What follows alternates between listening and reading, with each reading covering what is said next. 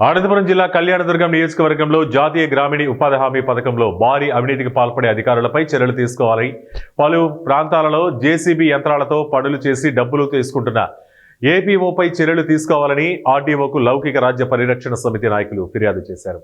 అనంతరం రాష్ట్ర అధ్యక్షుడు మందల రమేష్ మాట్లాడుతూ నియోజకవర్గంలో దళితులకు శ్మశాన వాటిక ఏర్పాటు చేయాలని కోరారు. ఉన్న శ్మశాన వాటికలు పలుచోట్ల అన్యాక్రాంతం అవుతున్నాయన్నారు.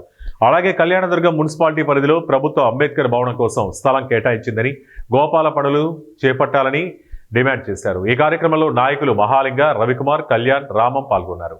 శ్మశాన వాటికలు మరియు దళిత కాలనీలలో మౌలిక సదుపాయాలైనటువంటి మంచినీళ్ళు, రోడ్లు, డ్రైనేజీలు, విద్యుత్తు, వివిధ సమస్యలపైన మరియు ప్రధానంగా కళ్యాణదుర్గం పట్టణం నందు అన్ని వర్గాల ప్రజలకు వాళ్ళ కులానికి సంబంధించిన భవనాలను గత ప్రభుత్వం కానీ గతంలో ఉన్నటువంటి లాస్ట్ ప్రభుత్వాలు కానీ భవనాలను ఏర్పాటు చేయడం జరిగింది.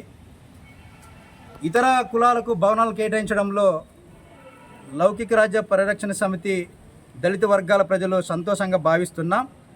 అయితే ఈ నియోజకవర్గంలో దళిత ప్రజలు కూడా చాలా మెజార్టీగా పీపుల్స్ ఉన్నారు. ఇది దృష్టిలో పెట్టుకొని దళిత సమస్యల్లో భాగమైనటువంటి ప్రధానమైనది అంబేద్కర్ భవనాన్ని కళ్యాణదుర్గం పట్టణం నందు నిర్మించాలని ఈ రాష్ట్ర ప్రభుత్వాన్ని మరియు డివిజన్ ఆర్డీఓ అధికారిని మరియు జిల్లా కలెక్టర్ గారిని సవినయంగా కోరుచున్నాం.